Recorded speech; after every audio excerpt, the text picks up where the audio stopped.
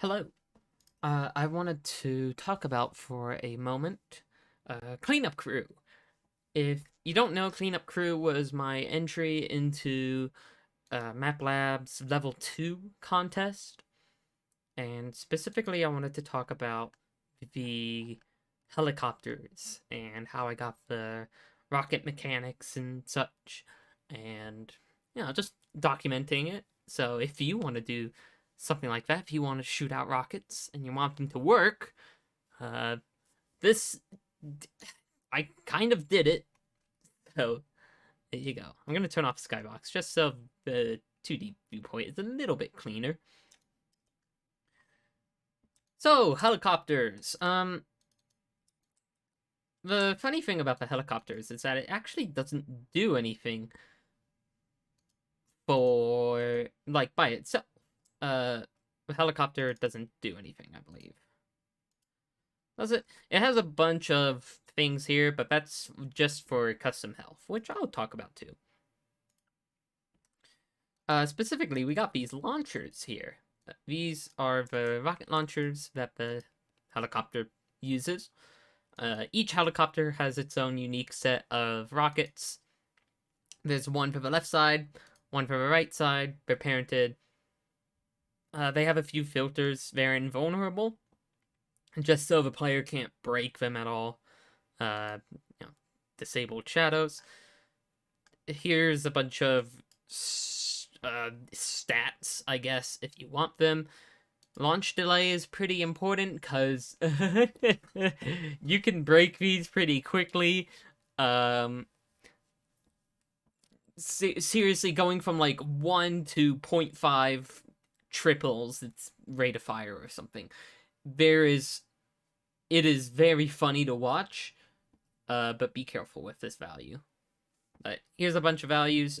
25, just so it doesn't do too much since there's a lot of rockets. Relatively shortish range of 128.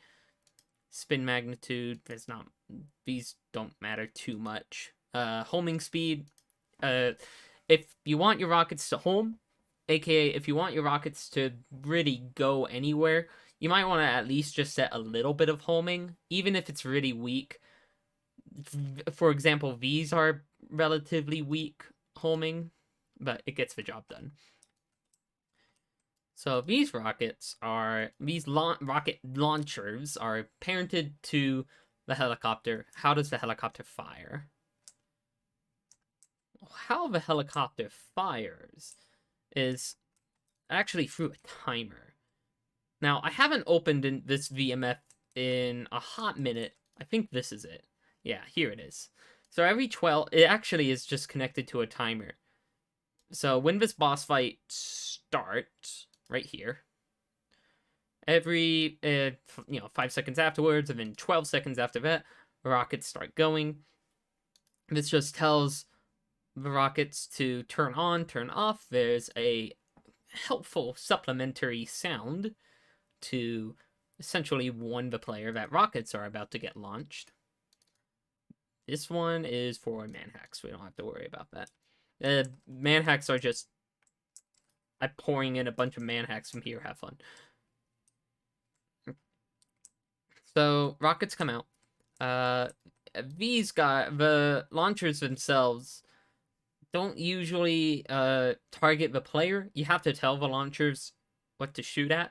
And in order for them to just shoot consistently, like the helicopter always knows where you are or whatever, I actually have this bullseye, which is parented to the chopper. Here, you can see here, bullseye, copter, rockets hate me. I think I took this from, some of this logic setup I took from Valve. I took from Half-Life 2, the scene where you're in the junkyard with Alex and Dog, and the helicopter comes in and starts shooting rockets. I'm pretty sure this is the same idea of, here's a bullseye, the helicopter rockets hate this. And it's always in front of the helicopter, so whenever these rockets can, they will fire. And the turn on, turn off period is how you control how many rockets get sent out. So cool, that works. How does the rockets actually get to the player, though? Because that is where this comes in. Target path corner. Now, this doesn't look like much. This is the same sort of entity that gets used by every single other NPC, but it actually has a special purpose for us. It also has a path corner name. Wait, either Valve already had both of these filled out. There's two key values. Again, I haven't looked at this in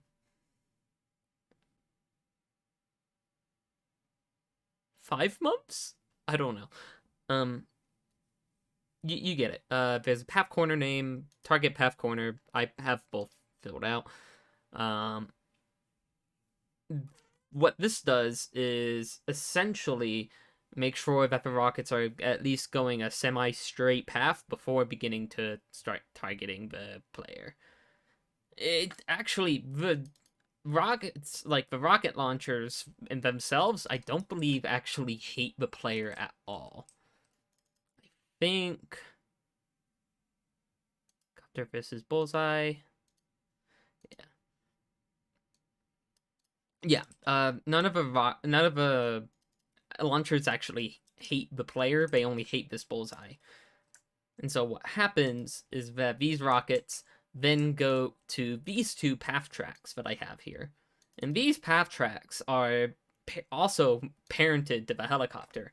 So the launcher will launch rockets. They will go to these path tracks. They're placed above the helicopter. Mostly because I was trying to account for the helicopter tilting downwards. Change this a little bit. Figure out what you like the most. You can have this parallel or whatever. But that's what it is. Rocket shoots out a rocket. Rocket goes to this path, and you can see it's going somewhere. And it's going down here. So here's how it all works. When the player spawns into the map, these two path tracks are parented to the player. And so while the player is... But I'm flubbing my words now. Once these two path tracks are parented to the player can't ever get rid of them. They are they are bound to life with with these path tracks. And that's what these are actually targeting. So it goes from 1 to here, so it actually tries to go to the player. Usually these get stopped because there's enough cover here that the rockets usually get stopped. If they do get to the player, they're at least spaced enough away that they don't deal too much damage. I didn't want them to be too brutal. Again, you can change how close this is, but this also helps with the homing speed.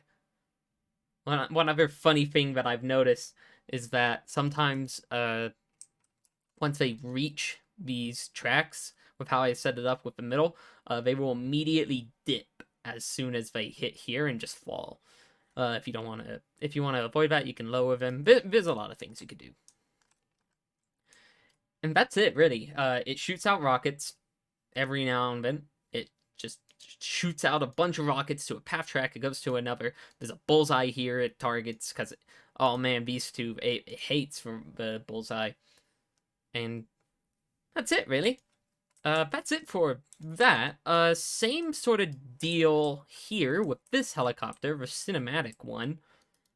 This is a cinematic chopper. It's just here for show.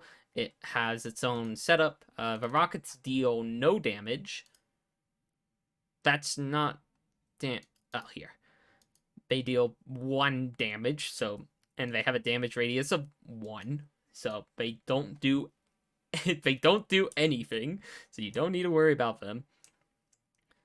And I believe... What do they do? They actually... there's only 1 path track that they follow. They're not supposed to hit the player. They're supposed to hit this line. The helicopter goes in this line. Straight line. It hits these two on the ground. So you get sort of a streaming effect of rockets coming down with... line. It's a bunch of explosion sound effects. Apparently, I have a lot of sounds. There's a lot of sounds. But that's what that is. It's using the same idea, but it's more limited. So rockets fire out. They hit this, and I believe then I just timed it afterwards to go to the final boss. And now, how about the big thing with the final boss thing is the super gravity gun. So player wakes up here. There's a few look points around. This is the camera tracking point, so it looks up, lightning hits the gravity gun, it supercharges it, then it goes down and rises up while the player rises. Cool, that's pretty simple. This camera tracks it. It tracks the looking point. This track train goes up, and this one is actually parented to the sort of a dolly cam, in a way. A vertical dolly cam. Finale fades. And so then we have the big lightning strike. It hits this. This is actually... How did I do... Okay, it's just a standard weapon that you pick up. It's a standard weapon that you pick up, and then I shoot out a CVAR that... Like, I shoot out a global setting that the gravity gun is now supercharged. I don't remember where it is. Was it part of this client command? No, it wasn't. Was it this? It doesn't matter. It really doesn't. So how does this work? Because if you've played Cleanup Crew, it's the lightning gun you have. So now you have this super powerful fizz gun that shoots lightning. But that raises the question, how does the player deal damage? How does that happen? I tried a few ideas. All of them failed, and then if you look at this entity, you can see I had an epiphany at midnight. So here's the helicopter down here. This is the actual combat helicopter. You might notice it has 3 rockets. I'll get to that. It has a Funk Rush. This is the hitbox for the helicopter. It just follows around the... It just follows around the final boss helicopter. All cool and dandy. Here's a trigger look. This trigger look connects to the box that you can see here. And you can kind of see where this is going. When the player is looking at this, okay, I know how to describe this. So the super gravity gun on its own doesn't do anything. You can left click with it, it does the boom, and then it doesn't do anything. The game UI is where everything comes into play. When the player hits attack, mouse 1, this deactivates, so the player can't fire a second shot.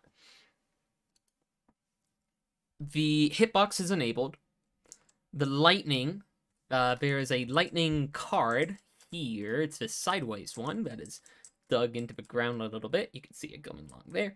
That is enabled for like a tenth of a second. It plays the fire sound effect. It plays the flash when you fire it.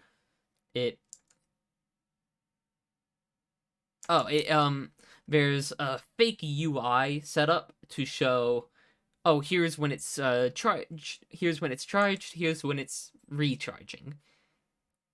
Then this is the lightning card disabling its drawing. The actual hitbox itself only gets disabled a second in, so it's a lot of leeway. So if you just so happen to be like ahead of the helicopter, you'll more than likely still get a hit. Then 8 seconds later, it does the charging stuff again. So this is the charging sound effect. This is the overlays changing from charging to charged.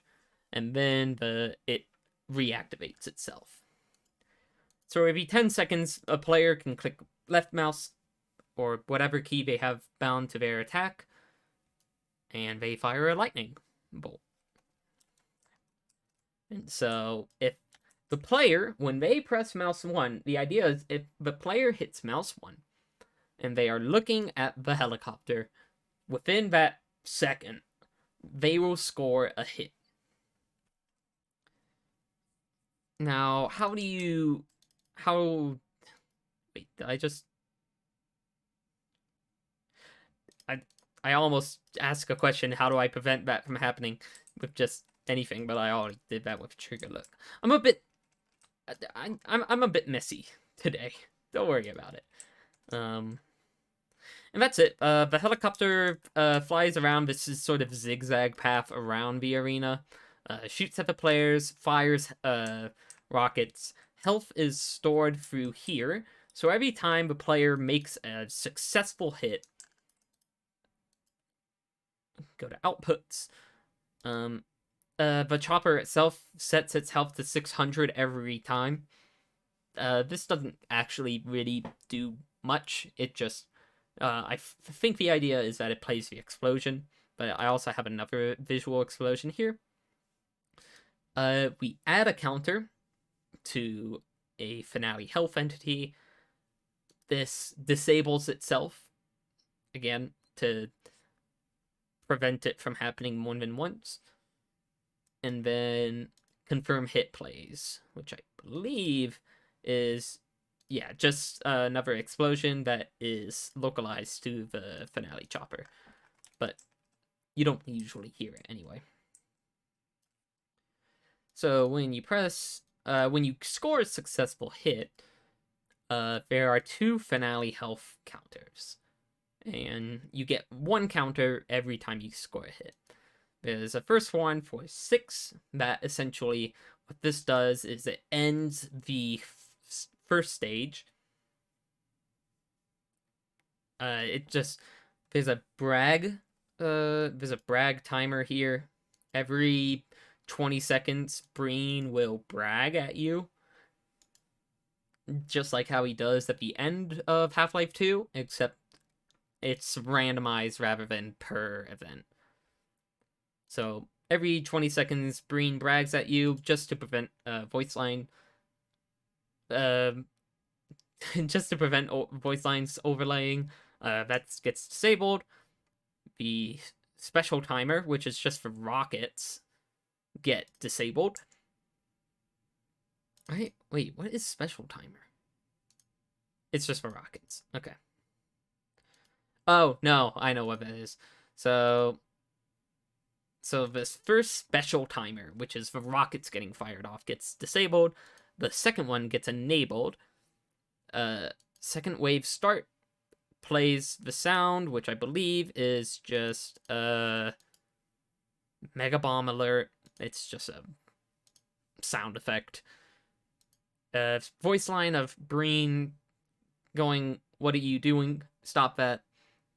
And then the Breen brag counter re-enables itself after 18 seconds. So that's cool. The second one is its actual health 14. When you hit 14 successful hits, the helicopter self-destructs. There is a self-destruct entity right here in the middle, so it can go to it. That wasn't good enough, so there's also a trigger that forces it to destroy itself by, I believe, deleting the entity here and just telling it, okay, now self-destruct. And that works perfectly. Finale stop shooting is essentially just gets the rockets to no longer fire. You can see it's an apply relationship. Finale controls, it kills the controls, so the player can no longer use lightning. The special timer gets disabled. The player specifically has invulnerable damage now. So they can't die by getting crushed by the helicopter.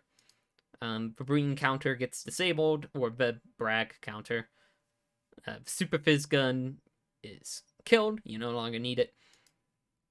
Die Breen 1 gets played, where it's essentially like, you need me, and then he dies. Here's the die trigger. That's just the trigger that tells the it just tells, here's the point where you die, just die. And then the grav gun charge kills. This is essentially just killing the overlay that shows up. So that's it. That's health, and that's how that works. So there's a special 2 timer, and that's for this rocket. This is the here's launch day 0.5. It fires a bunch of slow firing rockets, which I think are extremely funny, and I like them. So they are there. So that's what those are. Those get launched out right, like, they get launched out about 5 seconds after a batch of rockets go out. I think it's this one. Yeah, you can see the special rockets get turned on right after firing, 2 seconds actually, and then that's that. So cool, that's that. That's how that works. Here's the die trigger. Once the helicopter, it's set up just to be hit by the helicopter by just this NPC tag. Once this is hit, the I die here, helicopter crash entity is killed. The finale music gets told to fade in. It's supposed to fade out. Oops. Forgot to do that. The end relay, this essentially just ends the game. Helicopter destroys. There's a Breen shooter here, because I really wanted you to see Breen after he died, even if it's only for a few short seconds. So there's a shooter here that shoots a Breen ragdoll right up into the sky, and you can see it. It's awesome, and you can hardly see it anyway. And that's it. That's the finale. Everything else is relatively self-explanatory. It's not anything too exciting. There's the laser turret entity over here, which is just a bunch of prop physics with an actual dynamic like a body. This is kind of the same way that I did November 26th, where here's a prop that you hold, you place it down into a little trigger that makes this go away, it spawns this, and when this is all done with the laser shooting sequence, the dressing turret is killed, it spawns another one of these, and you can go about your day. Same thing here, it does the same thing. This is actually partially inspired, well, fully inspired by Half-Life 2's the short moment in the Nexus where you get cut off and you have to fight. You have to fend off the Combine storming in. That's what this is. And I made it an actual turret because I thought that these 2 props combined were way too good to actually exist. So here they are. That's it. This is relatively simple. It's just a trigger once, filtering out for the physics laser entity. And that's it. That's all that needs to do. I think, genuinely, I think that's it. That's, like, noteworthy for Cleanup Crew. Everything else is relatively self-explanatory, but that's just all of the boss mechanics and little special things. Now, I sent the VMF in for Cleanup Crew as well in level 2, so if you just want to grab that and look at it yourself, you're more than free to. And if you make anything, utilizing these entities, I don't care. You don't have to credit me at all. you can go crazy, go wild, have fun. I think that's it. Honestly, I should just end at have fun, but here I'm droning on. So thanks for watching. I hope this interested you, and I don't know. Be good.